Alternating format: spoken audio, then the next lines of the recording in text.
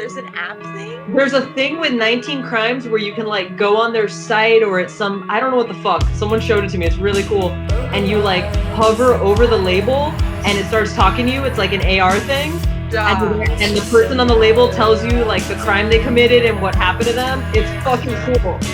That's so cool. Try it when we're done with this. It's really cool. No, just do it right now. Jesus. Yeah, that This stuff is is the real fun. interview we want. This is the guy. Just speak as you were him. Yeah, because there's like for each different varietal of the wine, there's like a different person on it. And you can go and you can find out all the fucking stupid bullshit they did. It's good. Damn. Yeah, Yeah. That's intricate shit right there, dude. Hey, you know, there's What is your how much wine is on the market. You got to be competitive. Yeah, what's the backstory on yours there? Got nothing. Nothing special. Sale. $14.99 at Target. Usually $22. There we go. Damn. That's my story. Right. It's also It's like at Walgreens. Oh Look, fuck! kinda I broke the old. cork. Oh no! Oh no!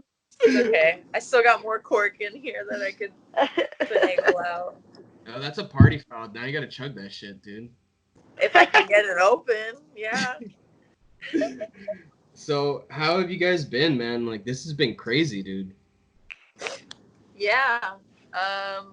Emily's been working I've been working alone. so much alone in the empty record store, and it's been so weird. Say nice. Sort of. I mean, I'm definitely like peeing with the door open Hell yeah. and not worrying about if someone's gonna smell my fart in the store. So that's kind of nice. Yeah. And I don't have to worry about creepy people walking in because the doors are locked. So creepy What about people- Josh? Josh? Oh, I haven't seen Josh in a minute, but Josh isn't creepy. I welcome Josh. Josh is this guy who's like a fan of our band, and he's also kind of drunk all the time. And sometimes, like he's drunk at like 10:30 in the morning. I saw him shoplifting at Walgreens once. I like to believe that Josh only steals from the man, though. I don't think Josh shoplifts from us. Yeah, no, he doesn't. He's cool. Yeah, he's cool, but he's like, it's weird because there was like one night, I don't know if it was INC or something, and he was like, he comes up to Ale like he knows us or something. He's like, hey, yeah, you know, it was just really weird, and we're like, who the fuck is this guy? And how did we find out his name? Did he tell you his name?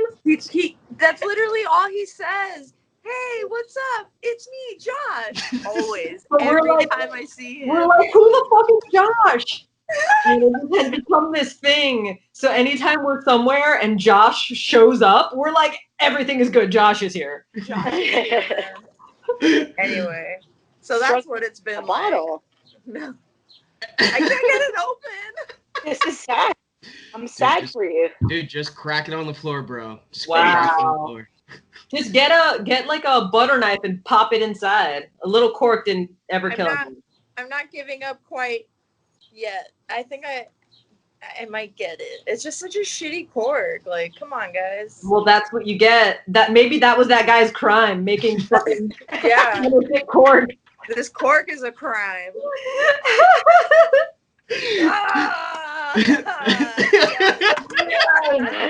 That was the first crime, was the cork. Yeah, see, I don't get that with my mafia wine. It came out smoothly. They don't fucks around, man. They're like, just open the bottle. Yeah. Oh, dude, you guys are so fucking hilarious, man. And we're not even drunk yet. So what have I been up to? I've been roller skating a lot. I don't know. Show us your road rash. I have to de-pants myself. Hell yeah. All right, ready? Oh! Ow. What the heck? Yep. Um, Everyone's gonna see my butt now. Bro, you're lying, bro. You got into a fight. That's what happened. That's what it was. Your butt got into a fight. Just her ass. I went ass first, man. You should see the other guy. It was Josh. It was Josh. No. I would never hurt him. As defending Josh using your ass. There you go. Damn, dude. So you must have busted hard, bro, for it to be that bad. Yeah, I was going down a parking garage. Oh. And I was doing fine, zigzagging my way down because I know that's what you're supposed to do. And then I got to a part that was really narrow and I couldn't zigzag enough. And then I was already going too fast that I couldn't turn around and stop on my toe stops. So in that like moment, I was like, okay, if I fall on my knees, I'm going to go forward and face plant, or I can sacrifice a butt cheek. So I sacrificed a butt cheek. You know, Smart. it'll grow back. Decision making. That's good. It'll grow back. Exactly. It'll be fine. It's only, I've had to hover poop, you know, the last couple of years. So it's like being on tour. Pretty much. Lots of hover pooping. That's been interesting. That's basically what I have to do out in my job. Like when I have to use the bathroom outdoors, I have to go in the woods and hover poop. So Daniel, you have Stop. to, dude, because it doesn't even. It makes it seem like you just choose to hover poop. dude, it's a technique. It's a lifestyle. I mean, It's so hard. It's really hard. it's the way we were meant to poop. If I'm being honest. Well, Dude, squatting, you know. I don't know, because like it's not like I'm squatting. I'm literally like, here, I'll demonstrate. This is what I hover poop. Imagine if you just poop right now. You just, So it's like, wow, what are you doing? I have to go like this. Like hold myself up. Like my arm is holding me up. Why are you even wearing normal pants? Because my shorts are destroyed. Wow. You only have one shorts? Like the other ones are dirty, and also no, the only shorts that I have right now that I could wear are American flag shorts, and I don't want to wear those. Oh, come on. I've been wearing sweatpants exclusively for going on like 2 months now. I'm pretty stoked about that.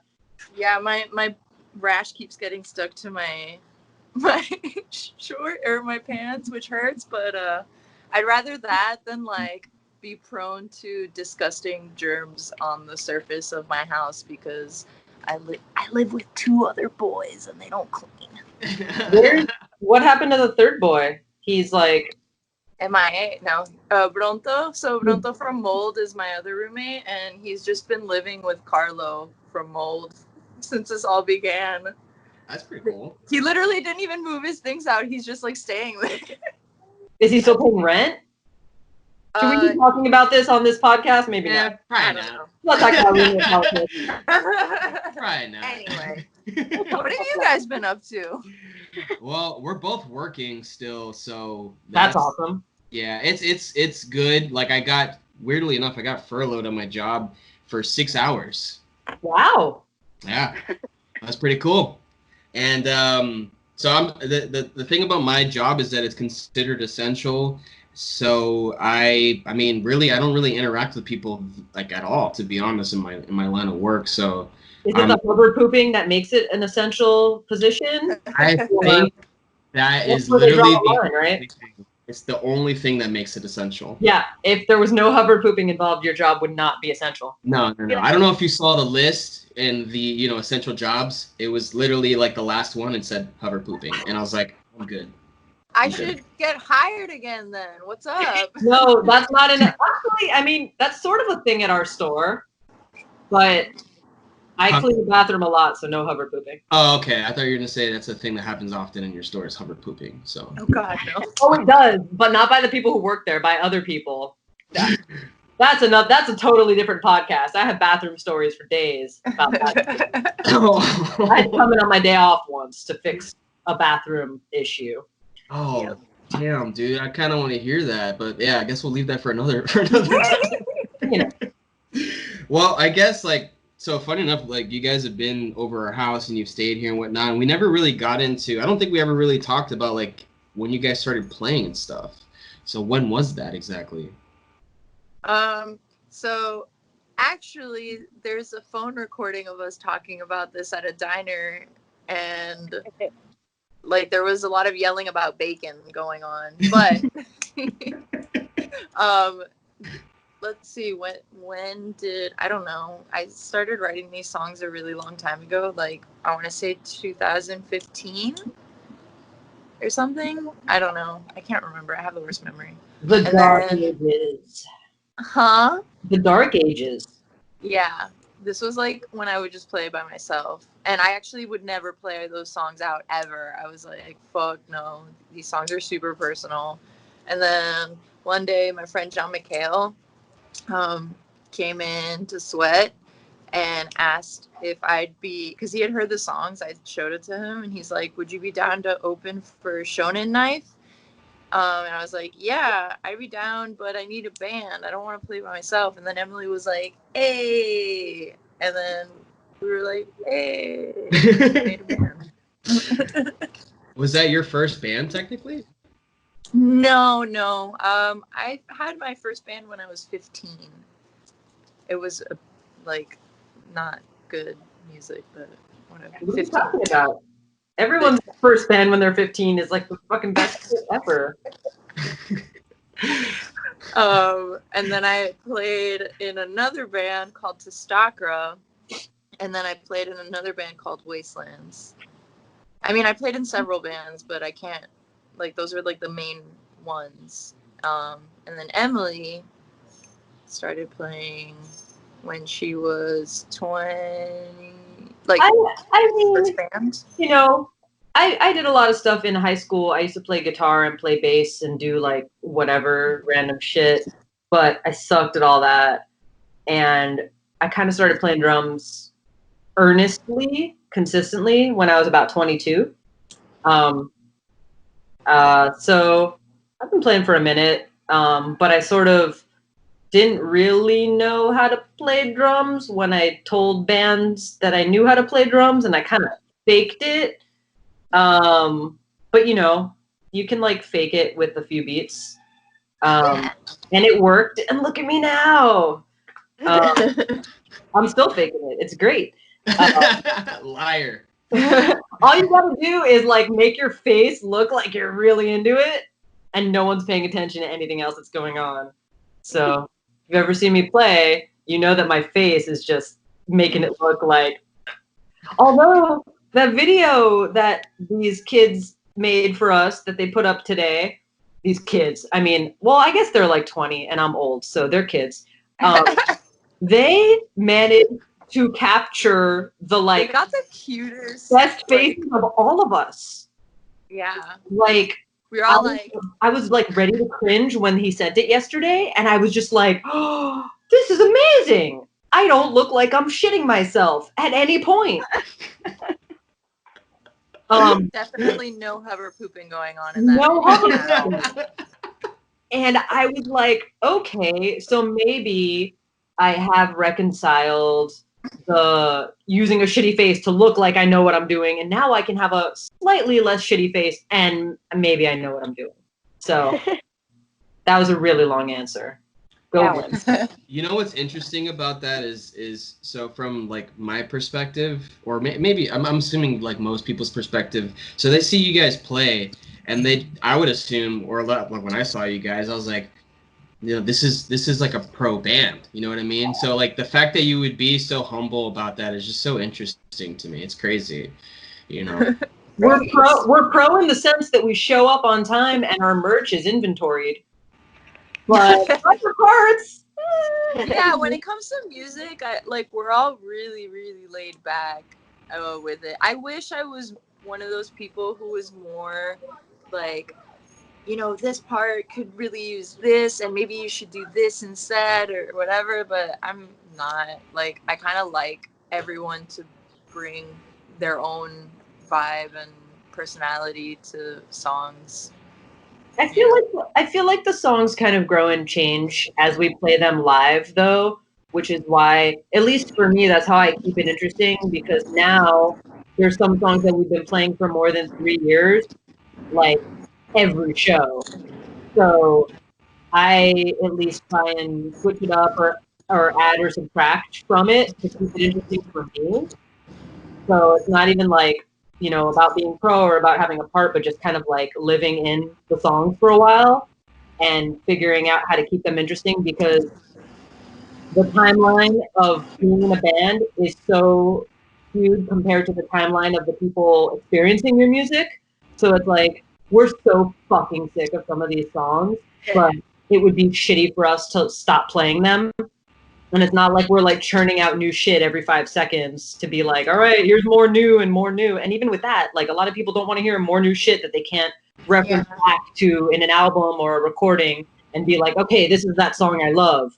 They hear it once live and then they're like, eh. So. Yeah, I mean, we have the same kind of story. I mean, there's some songs that we play still to this day that, I mean, we wrote when I was 15 years old, like 16, 15 years old. And you're what, 17 now? Dude, oh God, I wish. I wish I was 17. But yeah, it's weird. Like, it's funny how many similarities I feel like our band has it together. Like the fact that we still play like really old songs, the fact that we're tired of playing these songs. It's weird. Like, but you do have to think of it like, oh, there's a lot of people that haven't heard you yet. You have to kind of pretend like these are brand new songs you're playing. Yeah. But you guys don't, like, when you guys are playing, I don't ever feel like you're not enjoying yourself up there. So that's the most important part, I think, personally. Yeah. It's always fun. I feel like even if I'm in a fucking shitty mood, we start playing and then it's like, oh yeah, we get to do this dumb thing and like maybe we'll get money. Okay, cool. Also, it's just like, I don't know, aside from it being entertaining for people to watch, people like look like they enjoy themselves, like, I don't know, I guess I can say for myself that like when I'm going nuts or just like, even if I'm jumping up and down and not playing the thing perfect, like I'm still having fun. And I think that's what's most important too. Like in Mexico, in Ciudad de Mexico, when we played, I was so drunk. Me too. That was a hover poop situation. I got so nervous that I had to like rock a crazy hover poop before we played. Dude, we had so much mezcal that night. They like kept giving it to us. Well, and kids made fan art. Whoa, that's so cool. Yeah. And like, I don't know, I just remember like when it was our turn to play, I got on stage and I was just like, I had this moment of realization where I thought, how the fuck did I get this drunk? I can barely hold my guitar. I was like trying to step on pedals and I was like, we were all in that boat. I think we were just like, but it was so much fun. Like, it was amazing. And it was just like, I broke part of the drum kit that was on loan. I mean, it was already kind of crappy to begin with, but like I broke it. Gabriel couldn't like figure out the set list, even though it was in front of him. We had to keep like, and it became like a joke in the set. Like, you have a set list, to the point where the crowd was like, you have a set list. No, now we're going to be putting out a video for one of the new songs that's on the split with Palomino, and some of the footage that's in that video is going to be from that show. Yeah, and I had to take my jumpsuit off at one point. Like, I had like a tank top or some shit underneath, and at the end of the set, I forgot that I had pulled it down, and like it all fell down. So I was like standing there in my underwear, like... It was so fucking surreal. Such a good night. Yeah. That's badass, dude. And then we drove 8 hours the next day to Guadalajara. Oh, shit. So how did you guys feel about that set, though? It was amazing. It was good. And the drums didn't adjust. So, like, the toms were lower than the snare. It was like... At least for me, I was just like wasted and doing this like crazy drum math. Like, oh, I have to do this fill like over and then like the hi-hat's like all the way up here, and then it was just like, it was so, I think I had to pay more attention, so I got through it the best I could, and I also broke the drum kit. It was, some pictures resurfaced from that night that I that we don't remember. I was just like, wait, what? But they're so good. We're just there like. We're like very shiny. Yeah, I think that was post playing. Do you guys not drink before shows usually? Not like that. No. No. Mezcal, dude, mezcal. Like in Mexico, everyone was like, "El mezcal se respeta." Like you don't take shots of it, you take sips of it. You sip it. And I didn't know that at first, so I just went balls to the wall and just, you know. Yeah. Damn, dude. We haven't had a show like that in a long time. There was a show that we played really drunk, and it was not good. It was not good. I mean, it probably wasn't that good, like our set, but I had so much fun. We were into it, and it was fun. I'd rather be really drunk than really tired. Yeah. So. Yeah. No, as long as you guys had fun and the crowd loved it, that's all that matters. For us, it was like one of those moments where, like what you said when you were playing, like when you picked up the guitar, I realized like, oh wait, I'm way too drunk right now, and like you know how you're like you have that feeling of like your heart dropping. Yeah. That happened to me. I was like, fuck, like now I have to try and sing while I'm like, Get more reverb on the vocal, please. All the reverb. Can we just jam for the set? Wow. Yeah, that was a long time ago. Luckily, that hasn't happened since. But yeah, that was fucking crazy. But so okay, so I guess like when did you guys start? I guess working at Sweat Records. I feel I don't really know that history either. Emily. I'm going on almost working there 10 years now.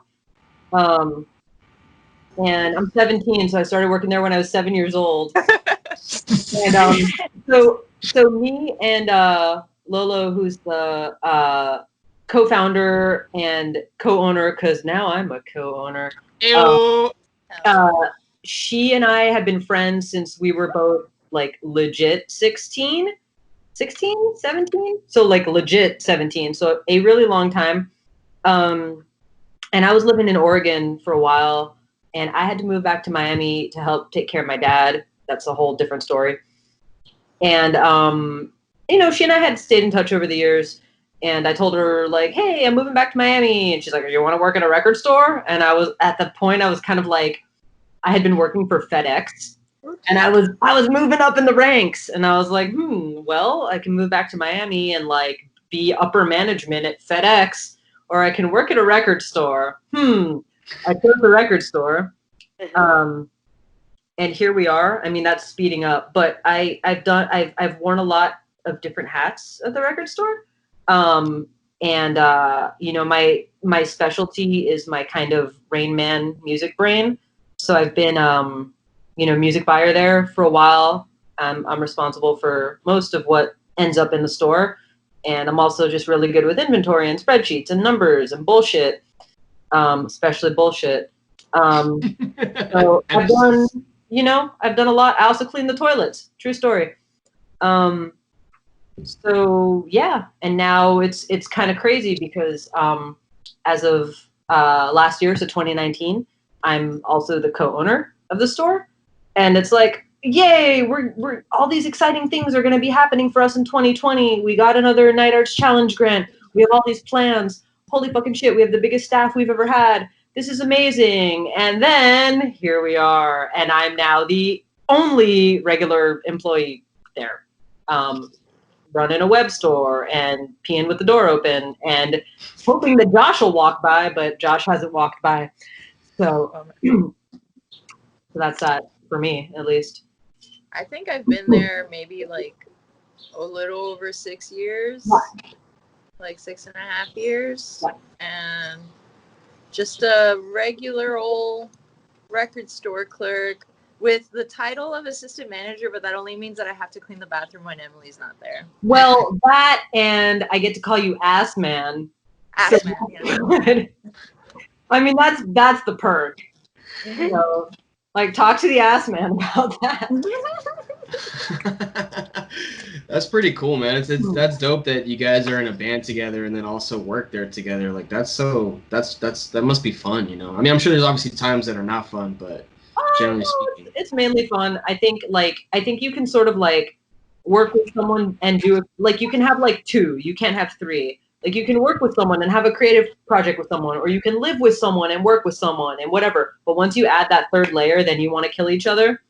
Yeah. I think who is the balance? Like, good thing we don't live together, because I think, you know, you need to have from any type of person in any type of relationship where you have a lot of interaction, you need that one main component that's your own. At least I feel that way. So. Yeah. And I only work there like 3 days a week. I mean, sometimes I'll go in on my days off to hang, but yeah. And we don't work together a lot, so I work alone. Yeah, I think just like 2 days. Yeah.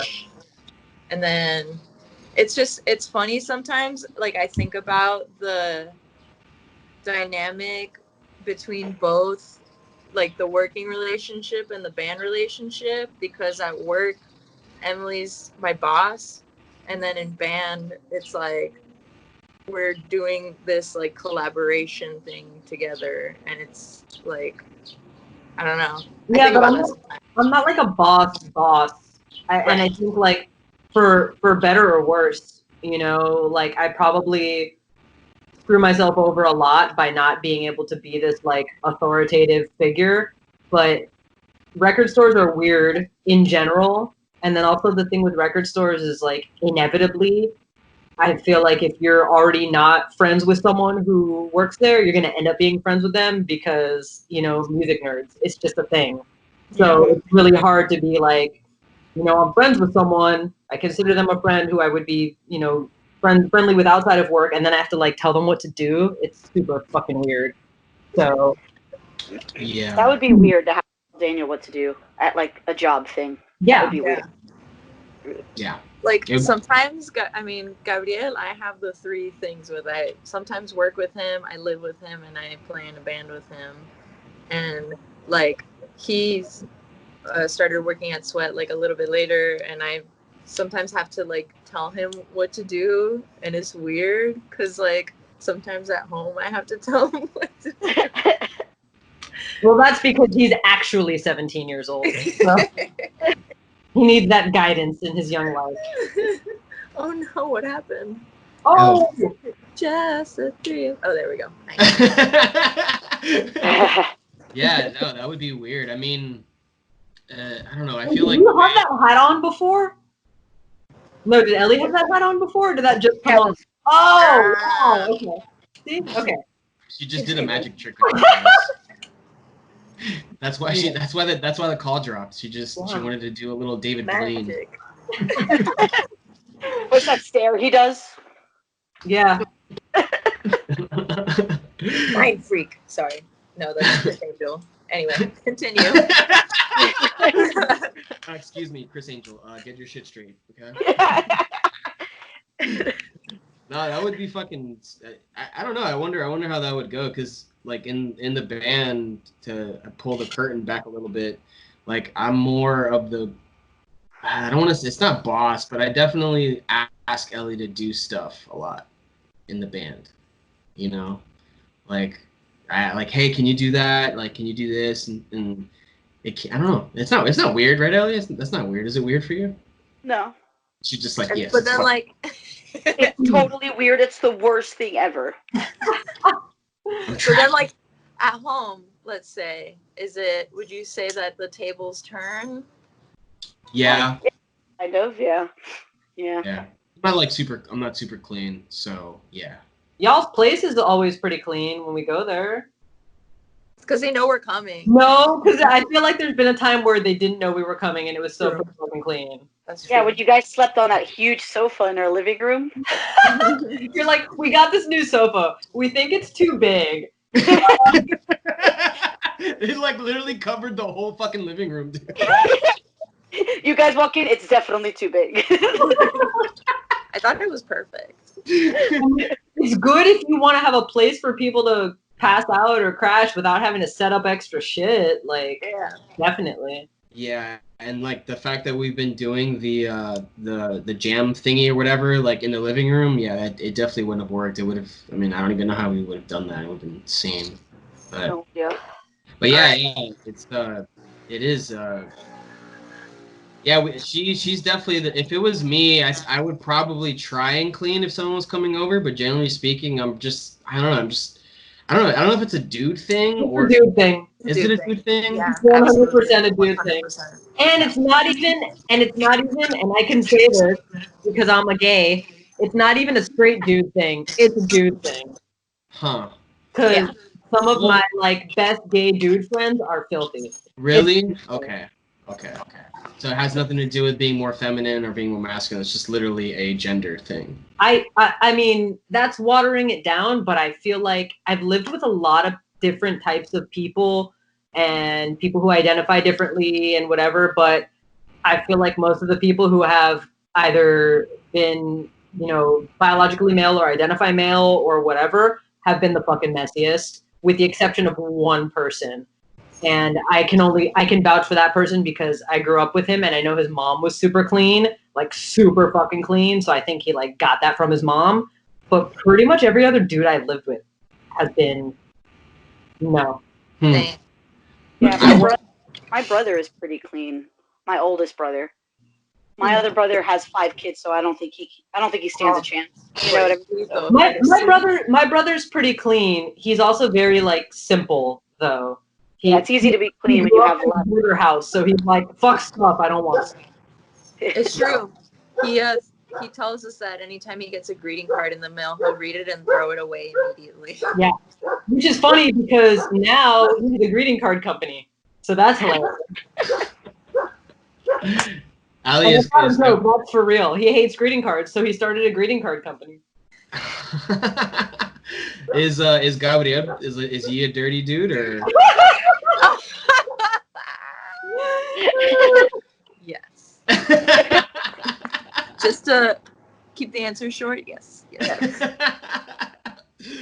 I don't know, man. It's weird because growing up, like in my household or whatever, I had a lot of chores as a kid, and I feel like that's a big reason why I don't like doing chores. I mean, it's kind of like a very immature way of seeing things, but no, it makes sense because I grew up in a fucking filthy, disgusting house. So, and then my sister and my brother are the same way. They're like, no, we're not going to repeat that embarrassing, like fucked up pattern. So, we're all very, very put together. I mean, I'm not like a freak about it, but like I never have to be like, oh shit, someone's coming over, what the fuck? It's just like, you can come to my house, it's fine. yeah. I'm not gonna lie, I can be a little messy sometimes, but like actual filthiness, I cannot tolerate, and I kind of like lose my shit. Like if there's a pile of dishes in the sink, I'm like, no. Yeah, I don't leave the house with dishes in the sink, like at all, because I don't want to come home to them. So Damn. I think I've washed y'all's dishes a couple times after you've made us food or whatever. That's like an Emily classic though on tour. She'll clean people's dishes. Yeah, you guys are super awesome with that stuff, man. You guys are like so Miami. Oh yeah, remember Las Nubes? They fucking cleaned our dishes and they hover pooped and didn't leave a splatter. They're coming back. It is. Yeah, no, you guys are super awesome. Like, sorry, I mean, besides being dope people, like, just the fact that you're just very like appreciative, which is cool to see, you know, because I know I would be too, you know. Yeah, we like to put out good energy, to also get good energy, and also like I host bands in my house whenever anyone's on tour, so like I try to be as considerate as possible when I'm on tour because I know that I would want the same to be done in my home, when other people come over. Yeah. So.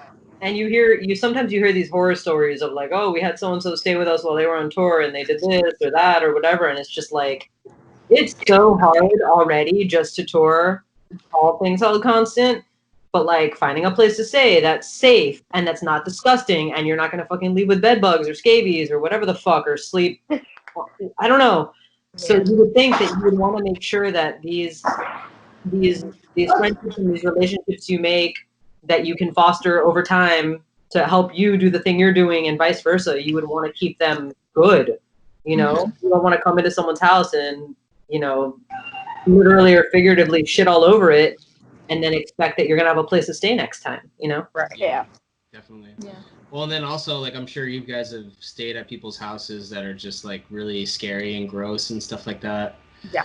Yeah. Gross. I've never felt scared somewhere, but definitely gross. There's Yeah. definitely gross. I've stayed in a lot of disgusting houses, like Yeah. in other tours. I feel like we've been pretty good about it with Las Nubes, but in other bands that I've been, oh my god, like, yeah, there was one house that was so disgusting, and there were so many people staying in it at one time that luckily I brought a tent with me on tour, and I pitched a tent in their backyard and slept outside because That's smart. disgusting. Like, we should do that on the next, like, any part of the U.S. tour. Just have it, because I have a 4-person tent, and you never know. Like, Really. that's a good idea. It is. It's a super good idea. Yeah. Have you guys ever stayed on a campgrounds like on tour? No. No. Oh, you should do that, bro, because it's Yeah. like super cheap. Yeah, I can imagine. Yeah, Yeah. we did. I did that with one of my friends, Jordan, because I guess like you just thought it would be like, oh, it makes sense. Like we're in Florida and like I think we were in Gainesville. Yeah, it was Gainesville. Ooh, And Gainesville has really nice like nature thing. yeah. Dude, it was super chill. We like you told I guess like the people at the gate like, hey, we're gonna be coming in super late. Is that okay? They were like, yeah, it's fine. And we just drove in and we just camped there. It was awesome. It was That's really cool. That's actually that's a good idea. See, I should be taking notes. I'll remember this. Yeah. Don't worry, it's recorded. Yeah. Oh, there you go. But it is. It's, you know, yeah. Because there have been, I don't feel like I've ever, at least me, I can't speak for Ale, but I've never been in a place where I've been like, oh God. But I have like I said, I grew up in a kind of shitty environment. So I have a pretty high tolerance for disgusting.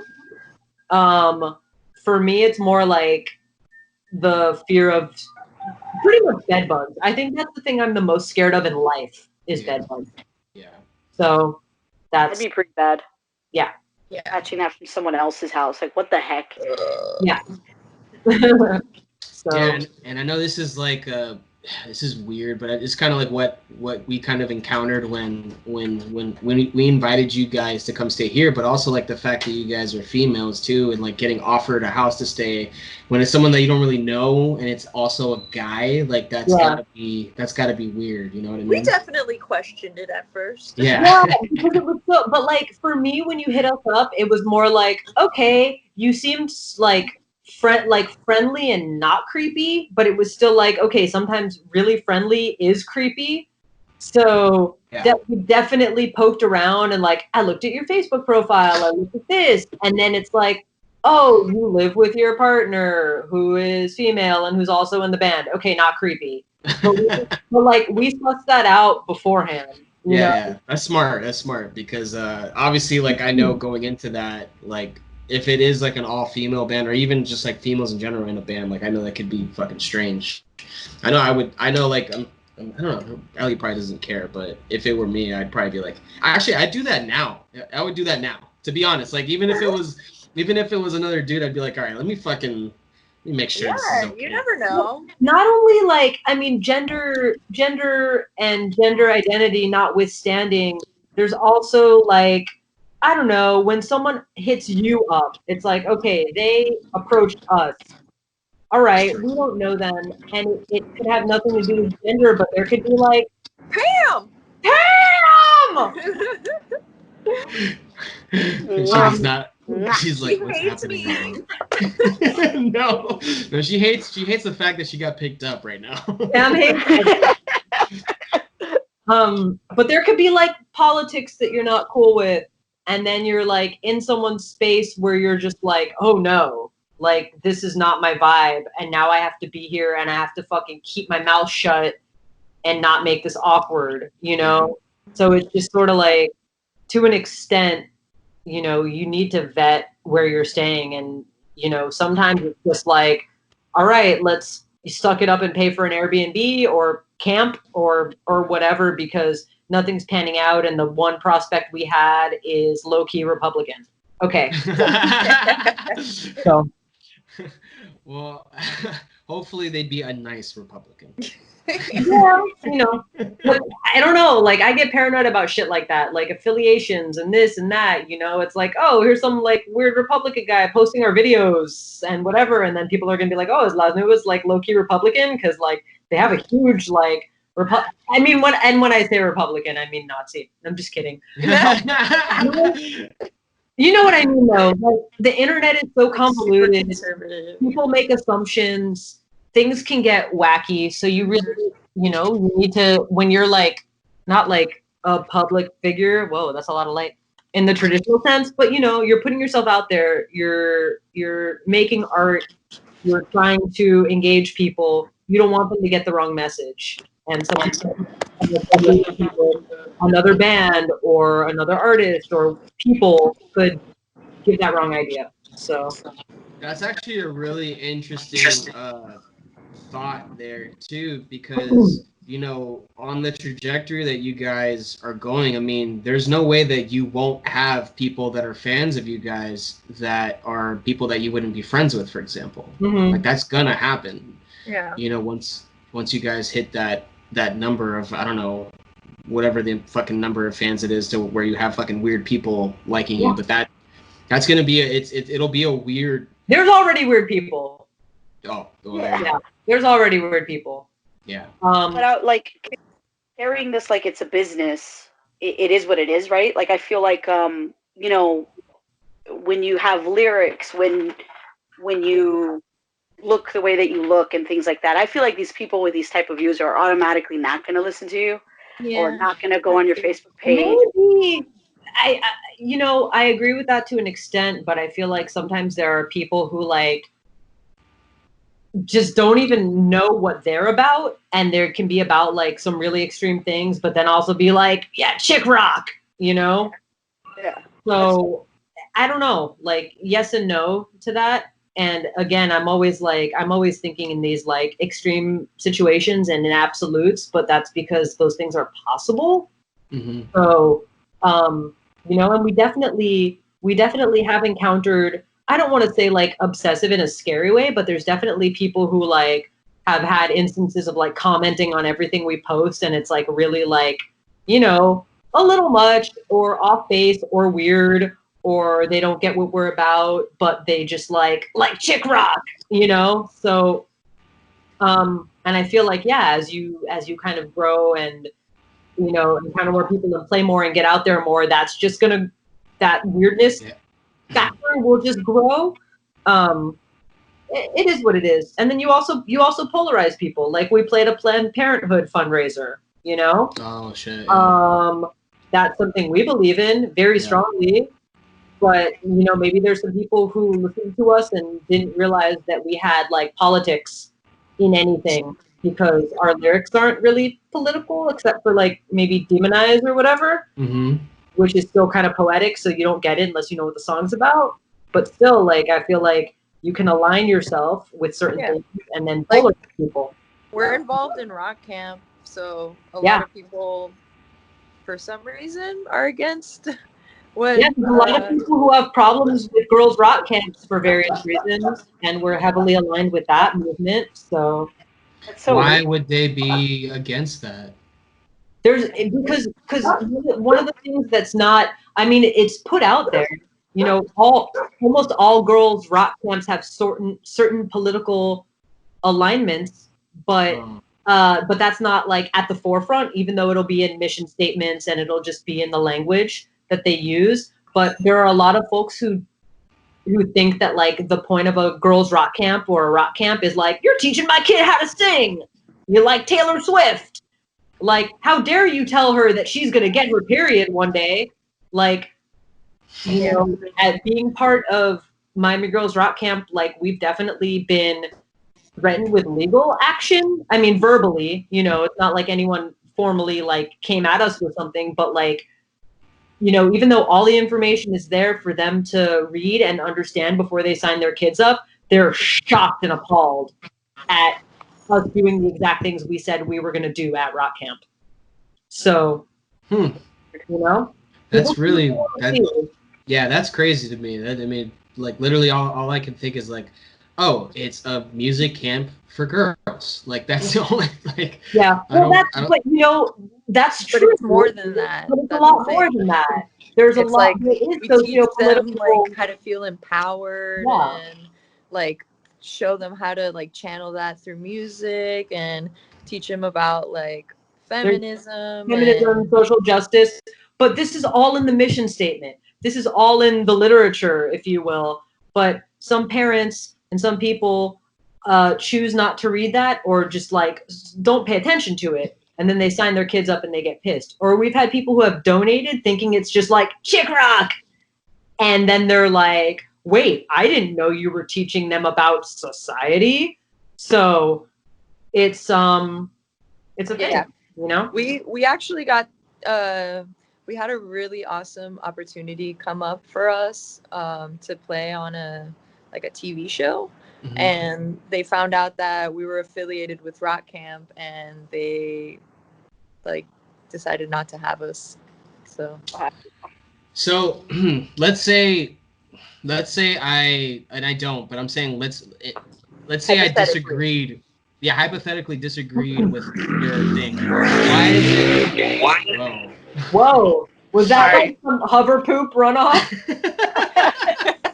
Man. I don't understand why is it that you have to have such a like strong position to not like, why can't it be like, hey, we'll still be affiliated with you. We might not share the same views, but we'll still affiliate ourselves with you. You know what I mean? People just like want to think like, oh, but music has nothing to do with that. But it's like, but yes, it does when it comes to, you know, like raising girls, young women, like gender non-conforming folks. Like it's important to make them feel like they matter, and that there's like other people out there who represent them, you know, and they can look up to. Like that's why it matters. That's why it's definitely like ties together, and that's what people like don't seem to get, and they just don't want to get it, unfortunately. Yeah, I think it's weird because obviously like Ellie's a female and she's in the band. And you are? I think after the first day of meeting her and seeing her play drums was me saying, oh, she's a female drummer. And then afterwards, I've never had that thought ever. Ever. You know what I mean? She's just a drummer to me. She's not a female drummer. And it's weird because she still deals with that. I'm sure you do too. Both. I'm sure. We, from the get-go, one of the things that we were really like adamant about, and we were adamant about it with when we put out the record with Sweat Records, and you know, Lolo's like one of my oldest friends and one of Ale's really good friends, and we were like, we do not want to push the all-girl agenda.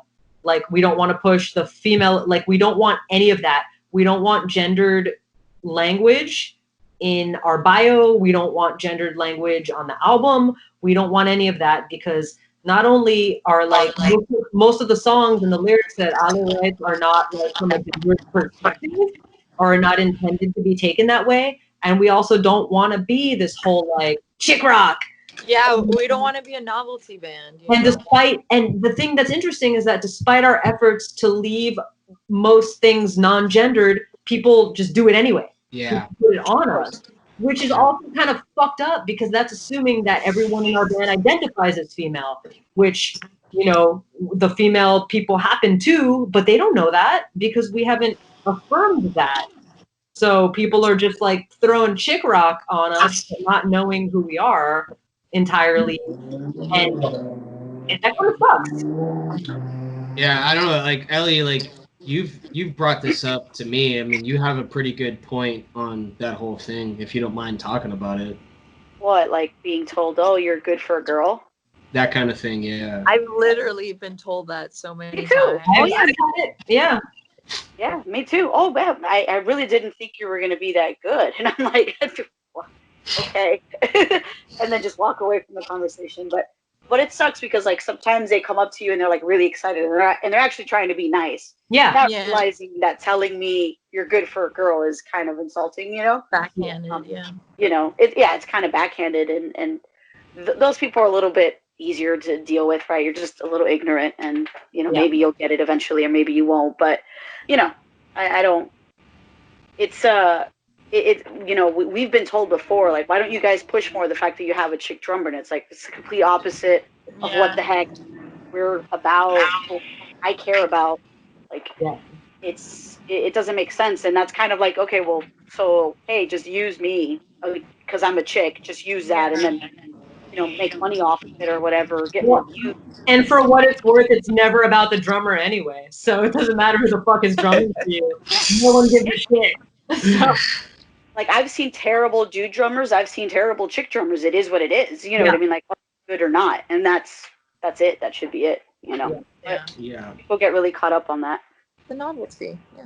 Yeah, and like it sucks because I do see, you know, the industry is not stupid, and they'll play to that. Like they'll it like and it's offensive to me personally because what that says to me is that you're just playing into what you believe is a fad right now when it shouldn't be that. It should just be normal. Like this is a normal thing. You know what I mean? I don't know. It's just out of the norm, especially to see a chick behind drums. yeah. So I guess I can understand that, but also sitting there and pointing it out isn't going to make it any better or do anything for music to begin with. Well, you know it's like you could listen to a band or listen to a record, and it's not like you can like you can't like get a focus group and have people listen to music and be like, okay, do you think that the drummer on this recording was male or female? That's not like, there's no fucking way to quantify that. There's no way. So There's no it's true. I don't get the point of pointing those kind of things out. Yeah. So to switch, I guess to switch subjects here, like I don't really know what kind of music you guys were into. Like I guess like starting off, because for me personally, like I started off listening to rap first, and then I got into rock. So like, what were your first like musical influences? I mean, mine are like rock, definitely. Like I'm just a cliche, I guess, but I don't know. I'm still really into, you know, like punk and hardcore, grindcore, like power violence, that kind of shit.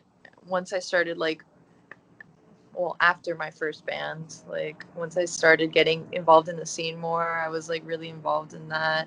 And just like, I don't know, like I like that kind of stuff. But then after working at Sweat, I started listening to a bunch of other different genres, and I kind of like a little bit of everything these days. But I don't know. Yeah, I would say like punk, hardcore were my influences all the way. What about you, Emily? I'm all over the board, and I've sort of always been all over the board, and I feel like it's actually interesting because in opposition to Ale, punk and hardcore are more of the outliers. Although when I was younger, I was really into metal. I just feel, you know, and I know it sounds kind of contradictory to say it almost, but I feel like to me, punk and hardcore always felt, especially hardcore, always felt like hyper masculine to me. But there was some sort of femininity in metal just because I think it was a little showy and flashy. So I gravitated toward, like, I guess it would be when I was younger, it was a lot of like pop, rock, R&B. Like I love R&B, especially like R&B tinged hip hop. So like New Jack Swing is a big thing for me. But then also like thrash metal, hard rock. I'm all over the place though. I mean, like it's literally my job to buy and sell music. And then as I was in high school, probably around 16, 17, I got really, really into electronic music. And that's sort of like my very niche thing, like all types of electronic music. Maybe not so much dubstep. That would be like a super outlier for me. But pretty much everything else from like ambient to gabber. Like I'm just like most of the time in my free time I'm listening to electronic music. And I never sort of learned how to play rock drums. I was always sort of like getting drum influences from, you know, hip hop or soul or funk or jazz or whatever without having like proper instruction. I'm all sort of like, I'm a fucking mess. And it's weird because actually you asked that question now, and I've been spending a lot of time revisiting one of my biggest influences, which is so funny because it's like there's rhythm, a lot of rhythm and percussion in it, even though it's very guitar based, is Ani DeFranco. I listened to so much fucking Ani DeFranco growing up, and now she wrote this autobiography, and I started reading it, so I've been revisiting her entire discography, like painstakingly, like each song. And it's like, it's some music that I haven't even listened to in 20 years, and I still know every fucking note and every fucking word. So it's like, I don't know, different shit like sticks in you in different ways, I guess, depending on how you're listening, where you're listening, who you're listening with. Yeah, and a really long answer. That's funny to bring that up because you're like, you know, who you're listening to it with. Like, you know, for example, like I started off with like punk too, like kind of shitty now that I'm older, like, you know, like Sum 41 and Green Day and all that stuff, which it's fine and I'll still listen to it and stuff, but I'm like, Jesus Christ, what was I thinking? Yeah. But that's what got me started, right? And then like I got a little bit better. I went Sublime, I went Red Hot Chili Peppers, so I was like, okay. And then I kept going, and then I ended up like Modest Mouse is like huge, the Pixies, and then this fool, because he tried so much to get me into Radiohead. I feel like Radiohead's a big crossover band for a lot of people. Yeah. I feel like Radiohead is the sort of like, oh, I like this stuff that's pretty like, it's good, but it's still kind of formulaic and straightforward. Right. And even Radiohead, their first couple records were pretty formulaic and straightforward. Yeah. And then you get into OK Computer and you're like, oh, okay. There's something a little different. And I feel like I've encountered a lot of people who are just like, okay, that was a turning point for me. Yeah. Musically. Yeah. Because the thing is that they right out and say this, but I've never listened to a full Radiohead record. I don't even understand what that means. I don't understand what that means. I know. After this, is there a way to take Ali out of this call real quick? Well, I mean, I'm gonna piggyback on that and say that I digested a lot of Radiohead when I was pretty young, and because of my inclination toward really fucked up weird electronic music, I sort of, and I'm not saying this in a shitty way, I sort of graduated out of Radiohead also pretty young, because I feel like they are whatever, kind of hybridizing a lot of this, like, you know, rock with electronic, with neoclassical, with all of these things that I became really familiar with already at a really young age. So, like, for me, like, my Radiohead equivalent would be Stereolab, you know? Like, that's the band that sort of, like, took me in very different directions. But I definitely know a lot of people who, like, claim Radiohead as that path for them, you know? I think it's what made me get House of I a little bit more. Like, that's the best way I can put it. Because it was such a thing for Daniel and Kenny that, like, now I get it. Like, I get what you're going for and things like that. Radiohead was the first band that I guess was like, okay, so I guess electronic music can be good. You know what I mean? And that kind of stuff. Right. So from there, it's led me to listen to a lot of electronic music that I probably wouldn't have listened to if I had listened to them. You put them on Spotify and you're going to get some weird artists, like really weird artists. So yeah, I can't express how many times I brought up Radiohead on this podcast, and yeah, dude. Ali, well, to be fair, you didn't bring them up. That's true. Thank you. So. I appreciate that. Loophole. I wonder if you would like them, Ali. Like, I don't know. I've listened to a couple songs that I'm like, okay.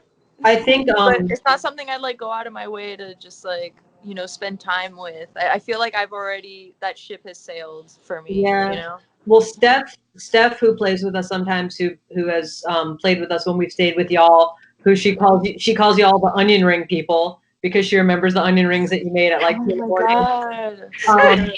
She's like super duper into Radiohead. And her main band, the State of, like I've seen them play out and they'll do like a Radiohead medley, and I've seen her like sound check her keyboards with like a Radiohead stuff, you know. So there's definitely a lot of people in our, you know, very close orbits who play with us, who are very influenced by and inspired by Radiohead. So, Dude, John Arroyo plays in a Radiohead cover band. I didn't know that. Yeah. There you A go. friend of ours plays in a Radiohead cover band. They just started playing maybe like a couple months ago.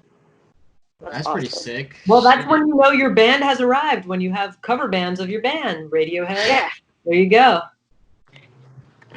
Oh, that's funny. Yeah, it's weird. Like, I'm now recently getting into. Have you guys heard of Grizzly Bear? Yeah, Grizzly. So I was like very much in that world when when Horn of Plenty came out, and very much like into like this kind of lo-fi stuff, which it's crazy because Horn of Plenty just got reissued. So it was weird to see what happened with Grizzly Bear. Like they got super big, super fast. They're great. They're a great band. I saw them play like right after Horn of Plenty came out, and I was just like, fuck, this band's gonna be big, you know? Like, and look what fucking happened. It makes me like feel positive for the future because like I feel as this is I don't even want to talk about it because we're kind of like going like I'm focusing on myself. But I just feel like our music can be kind of difficult to get into sometimes because it's like, you know, it's not like it's not like one style or something. Mm-hmm. So that whatever, listening to them makes me feel better. But yeah, I digress. I feel like our music's like that too sometimes. Yeah, and that's a very Radiohead thing too. I feel like it's just like if you enjoy it and you enjoy making it and it's working for you, fuck it. Like, who are you making the music for? What are you doing this for? Like, there's a million and one bands who are making the songs that other people want to hear. Like, and then there's bands that are just like, you know, there's so many bands that have existed for, you know, decades that there's Screaming Females, for example, has been a band for 16 years. Yeah. And they fucking rock. Like Guided by Voices, like Guided by Voices.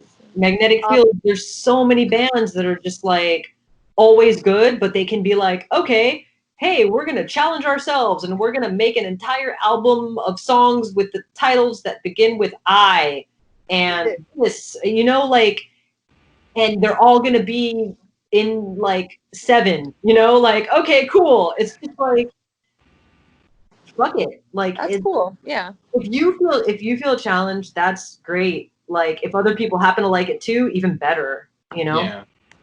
Yeah. Is that something that you guys are like currently going through as you're like learning new songs and stuff like that? Emily and I are both huge Unwound fans. And I've just been like kind of revisiting my roots of hardcore and like doom and stoner metal and all that shit. And I've just been feeling that more lately and writing a little heavier, like still trying to keep it, you know, with hooks and catchy or whatever, and still like somewhat melodic, but I'm also wanting to play some dissonant chords here and there, or play like I know a little bit about music theory, but not like enough to actually sit down and write a song like and say, oh, this is like major fifths and whatever the fuck. And like here's the resolution. Yeah, like I don't. So when I sit down to write a song, it's mostly like, okay, what do I want this to sound like? Or I'll give myself like a homework assignment, and like maybe sometimes I'll write like a poem or lyrics first, and then I'll want to write a feeling for my it, God. something, you know. Dude, we are so What? similar, dude. We are so fucking similar. Really? Like Yeah. writing lyrics first is definitely not something that's common for me. I'll like write a riff first more than anything, but like I try to like fuck around with different ways of writing, like not stick with one method, because a lot of the songs that I wrote for Smut, I waited to be inspired, and I wrote those songs when I was inspired to write them, and that they just came out naturally. And now I'm having to sit down for hours and just play the guitar over and over and over, play different things, and even like spend. There's one song that I've been working on for a year, which I've never done that before, and it's like, I don't know. I want to, there's like an idea that I have and a sound that I gravitate towards that I want to go for, but then it always takes a turn because I just am so indecisive, and I want to make it sound like weirder if I can, you know, but still somewhat easy to digest. And then I just throw sloppy halftime fills on top of it and call it next. Bro, I can relate to that so hard because, like, for me personally, like, the same way that I try and write a different song each time I write a song, I also try and create a song from a different inspiration. So whether it be using a different instrument, a different effect, a different theme. So like you said, feeling. Like sometimes I'll literally be like, I want to write a song about like driving, like with the like it would be playing if you were driving at night on like a dark highway or something, and like what would be the theme song to that? And that would be already did that shit. Maynard sings on it. Oh. But yeah, that's dope, man. That's I love talking like songwriting, like differences and techniques and stuff like that, because it's so interesting to me, like where creativity comes from, you know what I mean, in that aspect. I feel bad because I honestly don't remember how I come up with riffs. Like Emily turned me on to this podcast called Song Exploder that I love, and I listen to it because they just talk about a certain song that how they wrote it and the whole process of it. And I think about it, it's like, man, if I had a Song Exploder episode, I wouldn't know what to talk about. I think about that a lot too with our songs. Like I listened to, they had a Tame Impala episode, and I listened to it today. And like, even though the dude, whatever his name is, he was like, he seemed so nonchalant about it, but he was sort of like, essentially like this drum sound. He's like, oh yeah, I've been, finessing that drum sound for like 8 years in the studio. And it's like, he has a formula, and I'm just like, yeah, I'm not that. Like how, yeah, and it's like, oh, we don't have isolated tracks and this and that. What do we have? Like a shitty phone memo, and then like whatever. Yeah. I honestly, like I don't know. So I'll literally just be sitting down and be playing the guitar and be like, oh, that sounds kind of cool. Let me record it and send it to Emily, and then she'll be like, oh, that's cool. It sounds like this, and this. Or no, my first response is, did you record that to click? Like, if not, we're doomed. Okay. You haven't lived until you've tried to write a drum part to a song that's like not to a click for the first 48 seconds, and then it goes to the click, and you're just like, sorry about that. I know Ellie can relate to that because Daniel has literally forgotten an entire part on a like a scratch guitar, and I'll record and I'll be telling him, I'm like, something is off, like something's not right, we're missing something. No, it's fine, and then we'll add like maybe one or two more parts, and then they're like, oh man, yeah, we did go back to the bridge on that one part. No, I guess that's how the song is now. Yeah, exactly. It's like, well, we just rewrote this song without us even knowing, because yeah, but hey, it made the song more interesting. All right. We like literally cut out a measure of a transition in a song, and it sounds weird when you hear it, like in the recording, but it still makes sense. But like cool. It's funny because I was like, oh shit, we like kind of transition a lot quicker than it's supposed to be, and now we have to play it like that live. So it's just, said it too. I had said it too. I was like, something is not right here. Yeah. Like, no, you're just not switching early enough. I'm like, oh my god. And Yeah. now we play that Always song. the drummer's fault. It's always the drummer's fault. Always. I mean, how could it not be? I mean, come on. So so a question that like I've wanted to ask you guys, but I wanted to also leave it for this podcast, is the fact that you guys got to play with Iggy Pop. Like, that's so fucking dope, man. Like, so I guess, like, where did you guys meet him first of all? At the record store. Ah, that makes so much sense. The way I met him was one year during Record Store Day. My band Wastelands at the time was playing, and he pulled up like in his Rolls Royce as we were playing, top down and top off, of course. And he like asked Lolo, who's the co-owner of the store, if he could meet me or meet us. And then that's how I met him after we finished playing. And he was like, "Great set. You guys are a high quality band." Whatever that means. And then after that, yeah, he always remembered me. Like, he would always ask me, "How's the band doing, Allie?" And I'm like, "How the fuck do you remember my name?" He's good with names. I He's met really good. him one time, like way before that, and he always, anytime I would see him after, "Hey Emily, how's it going?" It's like, "How the fuck do you remember my name?" That's so cool. And like, I'm assuming he's got to be a musical influence for you guys too. It was like the Stooges, right? Yeah. I mean, like, the Stooges is something that I definitely listened to growing up a lot. Like, of course, you know, "I Want to Be Your Dog" and like all those songs, for sure. But it's like, for me, I wouldn't say it's like in the forefront, but definitely, you know, how would you call it? Like, it's like a brick in the foundation. Yeah. You For know? me, I would say more of the like post Stooges stuff was actually things that were in my consciousness a lot more, because like I was saying earlier, punk stuff, proto punk stuff was never like a huge thing for me. But then stuff that was more like rock and glam and pop definitely had an influence on me. So I remember the first time I heard Lust for Life. Like, I remember where I was sitting and I was like, what the fuck is this? Like, this is cool, you know? So Was it I guess, is it like surreal to kind of meet him and kind of talk to him and be like, damn, I'm a fan of you, like, and now you're talking to me? Was it like strange?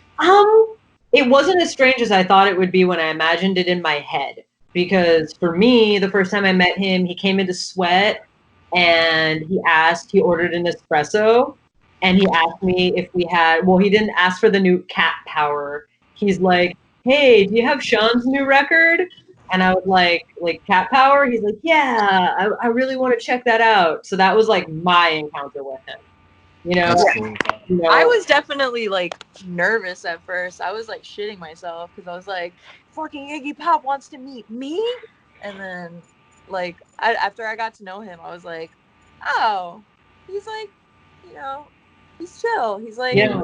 we call him Theo Iggy because he's like, you know, an uncle." Yeah. And He's so chill. he's a sweetheart, and he's so like not pretentious, and not like, he's not like a rock star, you know? And he, the day that we rehearsed with him before we had that show, like, he was really way more interested in just like chatting with us and hanging out than like nailing the shit and whatever. He's like, "You guys got it. Now it's like, let's just fucking hang out and talk."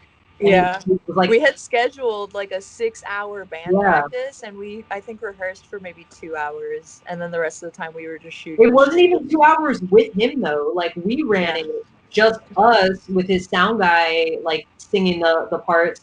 Mm-hmm. Like, we ran it a few times, and then we ran it with Iggy, what, twice? Or not even. Shut up. I can't Sorry, remember. not you, my dog.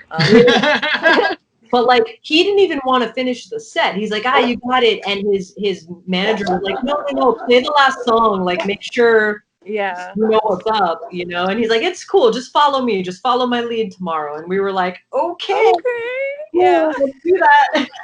Well, that goes to show that you guys are fucking great musicians. I mean, We practiced We a lot. practiced like lot. so much, dude. Like I can't tell. I've never practiced for anything more in my life. Yeah. Seriously, I spent weeks. These songs are not hard. They're not difficult, but I was like, I'm gonna get them right. And I even learned the solos, like exactly like how this guy played them, and Iggy was like, "Oh, you're playing the solos just like Rob," and I was like, what? Yeah, I feel like, I mean, that's where all the pressure was, right? Like the drums are like flexible enough, you know. I Yeah, like started researching like the ways all these different guys have played them, and I found the ways that work the best for me to mitigate pain.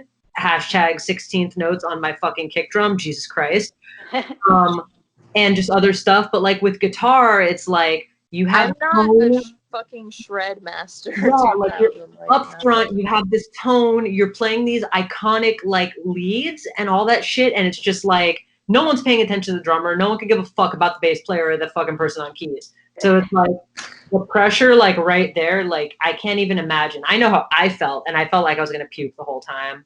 Yeah, I mean, like I felt like that for sure at first, and even when we were doing like a dress rehearsal on the stage the day of, I was like, I fucked up a little bit on the solos, and I was like, oh, like shaking, just shitting myself because it's a lot of pressure. I'm not a fast technical player. I told you I don't know shit about theory. Like I know a little bit, enough to get me by, but I had to like pretty much memorize the solos and dumb them down a little bit, and then when in doubt, just fucking tremolo pick that shit as fast as you can, and it came out pretty good. And the moment came to like actually play the show, and I got out on stage, all my fears just kind of like left me because I was like really excited, and there was like a huge crowd, and that energy just, I don't know, it made me less scared. How about you, Emily? No, it was the same. I think like it was kind of crazy because we got a lot of like wrenches thrown at us. Like we had a set list, somehow that got misconstrued. So like he thought the songs were in a different order than we had. So we had to sort of like play a different song on the fly. At one point he like took off his fucking vest and threw it behind him, and it landed over my kick pedal, and like I had to play through his fucking vest. Like it was all vest. yeah, it was just like all of these things that you can't account for. Oh, the set list is going to be different than what he wants to do. Oh, this is going to fucking literally like fall in my equipment, and I cannot stop playing no matter what, you know? So it was just like, you just go, and it was like, like we played for half an hour. It happened so fast. I felt like we blinked and it was done. Yeah. It was just like, it was crazy. Yeah. I don't even know. I get nervous playing our shit, so I couldn't even. I feel like I would be shaking, dude. I get more nervous like playing our shit too, just because it's like you're not like you're trying to win people over, but it's like, okay, you're making an impression on people. Like I feel like at least with this, people were there. Most of them didn't know they were about to see fucking Iggy Pop. Then Iggy Pop walks out. No one in their right mind is thinking, here's a bunch of fucking random ass musicians from Miami. They're thinking like, here's these professional ass bitches dressed in Gucci who know what the fuck they're doing. So well, maybe at first they thought that because we did play Hellbag first. Yeah, he told us, he asked us to play one of our songs first to kind of like fuck with us. That's so sick, so dude. like, oh, here's a band. And then Ale goes into fucking I Want to Be Your Dog and outruns Iggy Pop. So it's sort of like, yeah, I don't know. Yo, that's so sick, dude. Holy shit. I wish I was there, man. At no point was I thinking about what anyone in the crowd could or would be thinking, because there was such a like, it was such a charade that like, who cares, you know? Yeah. I wish a lot of our friends could have been there. Yeah, I wish it could have been all of our friends. It was just like a bunch of random assholes who drank too much free champagne. Yeah. Not really. There were other people. But well, wait, did they know that you guys were playing? Just the people we invited. Like, oh, okay. Yeah, it was a surprise. It was a secret show. That's why we couldn't promote it. That's why no one knew this was going to happen. And unfortunately, you know, and I've said this a bunch, like in the, you know, music world and pop culture world and whatever, like after it happens, it's done. No one fucking cares. If you can't promote it in advance, then like it might as well not happen. But after the fact, it was like, okay, cool, that happened. There was no anticipation. So yeah. It's funny, yeah. We talked about that a little bit at the last show we played together. But I mean, I think like, regardless of that, like, you guys are a fucking amazing band, and obviously dope as fuck people, and like, there's no like, I don't see a ceiling for you guys. Like, you guys kick ass in the music department and the business department. Like, we're great at hover pooping. We've established this. If you can hover poop anywhere, you can go everywhere. And with that, yeah. Oh, shit, yeah. I'm actually, so I'm gonna start wrapping this up. But thank you guys so much for doing this, and hopefully soon enough we can fucking play some shows together and hang out. I mean, I miss you guys. Like, yeah, it'd be tons of fun to play another show. So, you know. We miss you too. Yeah, hopefully there are shows this year. It's so weird. We'll like, see. I don't know. Yola Tango canceled all of their shows, and that's kind of like intense because they're like road dogs. So that's crazy to hear about some of the longest running bands in the fucking, you know, in this world canceling all their shit.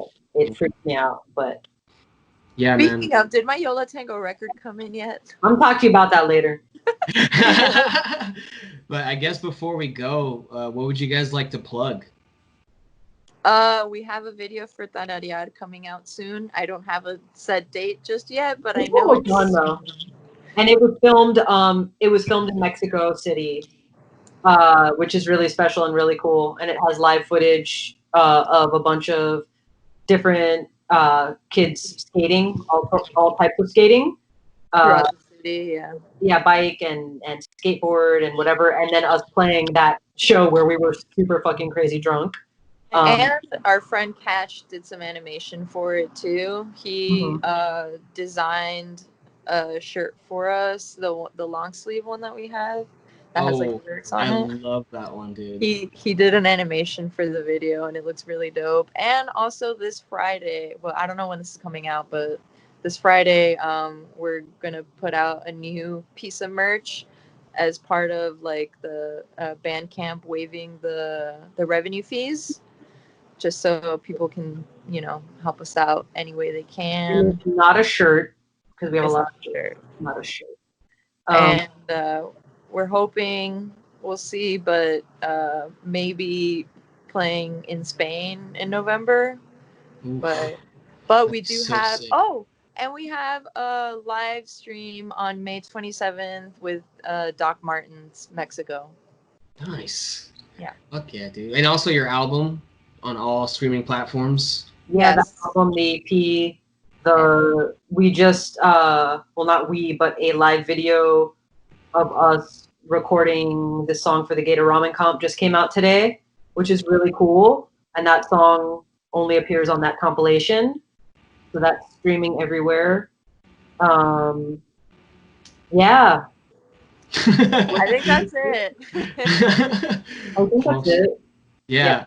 And we're gonna put all that stuff in the description, like all the tags and all the links and stuff. So we'll make sure to let the people know. Yeah, don't forget to hashtag hoverpooping. We own that now. And hashtag send Nubes. Send Nubes. That's our little fun hashtag. Although we didn't come up with it, we're trying to reappropriate it.